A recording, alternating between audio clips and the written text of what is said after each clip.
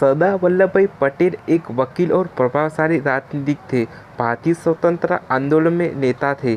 आज़ादी के बाद उन्होंने 500 से अधिक रियासतों को भारतीय संघ में शामिल करने में महत्वपूर्ण भूमिका निभाई। वह गांधी की विचारधारा और सिद्धांतों से गहराई से प्रभावित थे। उन्होंने नेता के साथ बहुत करीब से काम किया था। वह स्वतंत्र भारत के पहले गृह मंत्री थे और देश के एकीकरण के प्रति उनके अथक प्रयासों ने उन्हें भारत का लौह पुरुष की उपाधि दी।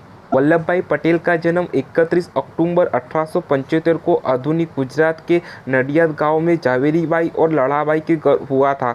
वह धनी वर्ग के कृषक पाटीदार समुदाय से थे और वल्लभ भाई के पिता ने झांसी की रानी की सेना में सेवा की थी और उनकी मां एक बहुत ही अध्यमिक महिला थी।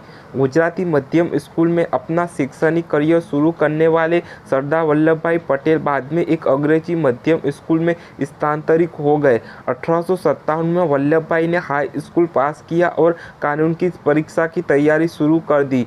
वह कानून की डिग्री हासिल करने के लिए गए और 1910 में इंग्लैंड की यात्रा की। उन्होंने 1913 में इंस ऑफ कोर्ट से अपनी कानून की डिग्री पूरी की और गोधरा गुजरात में अपनी कानून की प्रैक्टिस शुरू करने के लिए भारत वापस आ गए। उनकी कानूनी दक्षता के लिए वल्लभ भाई को ब्रिटिश सरकार द्वारा कई आकर्षक पदों की पेशकश की गई थी, लेकिन उन्होंने सभी को अस्वीकार कर दिया। वह ब्रिटिश सरकार और उसके कानून के कट्टर विरोधी थे, इसलिए उन्होंने अंग्रेजों के लिए काम न करने का फैसला किया। 1891 में उन्होंने झावेरीबाई से शादी की और दंपति के 2 बच्चे हुए। उनकी बेटी मणिबेन पटेल एक कार्यकर्ता थी, जबकि उनके बेटे दयाल भाई पटेल भारत की संसद के सदस्य थे। पटेल ने अपनी प्रैक्टिस अहमदाबाद में स्थानांतरित कर दी। वह गुजरात क्लब के सदस्य बने, जहां उन्होंने महात्मा गांधी के एक यज्ञ में भाग लिया।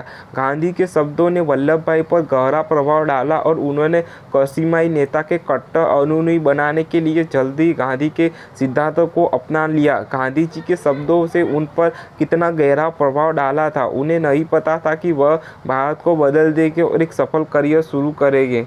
1917 में सरदार वल्लभ भाई को भारतीय राष्ट्रीय कांग्रेस की गुजरात शाखा गुजरात सभा के सचिव के रूप में चुना गया था। 1918 में उन्होंने एक बड़े पैमाने पर नो टैक्स अभियान का नेतृत्व किया, जिसने केरल में बाढ़ के बाद अंग्रेजों द्वारा कर पर जोर देने के बाद किसानों से कर न देने का आग्रह किया।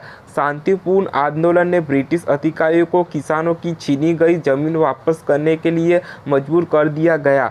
अपने क्षेत्र के किसानों को एक साथ लाने के उनके प्रयासों ने उन्हें सरदार की उपाधि दिलाई। उन्होंने गांधी जी द्वारा शुरू किए गए असहयोग आंदोलन का सक्रिय समर्थन किया। पटेल ने उनके साथ देश का दौरा किया, सदस्यों की भर्ती की और 1.5 मिलियन रुपये से अधिक इकट्ठा करने में मदद की। 1928 में बारडोली के किसानों को फिर से कर वृद्धि की समस्या का सामना करना पड़ा।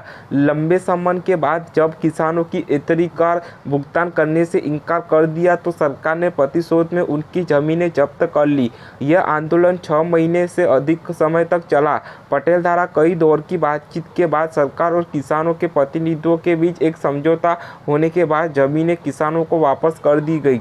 1930 में सरदार वल्लभ भाई पटेल उन नेताओं में से थे जिन्हें महात्मा गांधी द्वारा शुरू किए गए प्रसिद्ध नमक सत्याग्रह आंदोलन में भाग लेने के लिए जेल में डाल दिया गया था। नमक आंदोलन के उनके प्रेरणा भाषण असंख्य लोगों को दृष्टिकोण बदल दिया, जिन्होंने बाद में आंदोलन को सफल बनाने में प्रमुख भूमिका निभाई। जब गांधी जी कारावास में थे तब कांग्रेस सदस्यों के अनुरोध पर उन्होंने पूरे गुजरात में सत्याग्रह आंदोलन का नेतृत्व किया।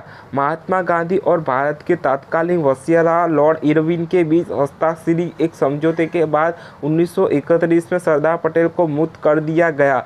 यह संधि लोकप्रिय रूप से गांधी इरविन समझौते के नाम से जानी गई। उसी वर्ष पटेल को कराची सत्र में भारतीय राष्ट्रीय कांग्रेस के अध्यक्ष के रूप में चुना गया, जहां पार्टी ने अपने भविष्य के रास्ते पर विचार विमर्श किया। कांग्रेस ने मौलिक और मानव अधिकारों की रक्षा के लिए खुद को प्रतिबद्ध किया। इसी अधिवेशन में एक धर्मनिरपेक्ष राष्ट्र का सपना देखा गया था। 1934 के विधायी चुनाव के दौरान सरदार वल्लभ भाई पटेल ने भारतीय राष्ट्रीय कांग्रेस के लिए प्रचार किया। हालांकि उन्होंने चुनाव नहीं लड़ा, फिर भी सरदार पटेल ने चुनाव के दौरान अपने साथी पार्टी साथियों की मदद की। 1942 के भारत छोड़ो आंदोलन में जब कई समकालीन नेताओं ने गांधी के फैसले की आलोचना की, तब पटेल ने गांधी के प्रति अपना अटूट समर्थन जारी रखा। उन्होंने हृदयस्पर्शी भाषणों की श्रृंखला के माध्यम से आंदोलन को एजेंट का प्रचार करते हुए पूरे देश में यात्रा जारी रखी। 1942 में उन्हें फिर से गिरफ्तार कर लिया गया और अन्य कांग्रेस नेताओं के साथ 1945 तक अहमदाबाद नगर किले में कैद रखा गया। सरदार पटेल की यात्रा में अक्सर कांग्रेस के अन्य महत्वपूर्ण नेताओं के साथ कई टकराव देखने को मिले। 1936 में जवाहरलाल नेहरू द्वारा समाजवाद अपनाने पर उन्होंने खुले तौर पर अपनी नाराजगी व्यक्त की। पटेल नेताजी सुभाष चंद्र बोस ने भी सावधान से और उन्हें पार्टी के भीतर अधिक शक्ति के इच्छुक मानते थे।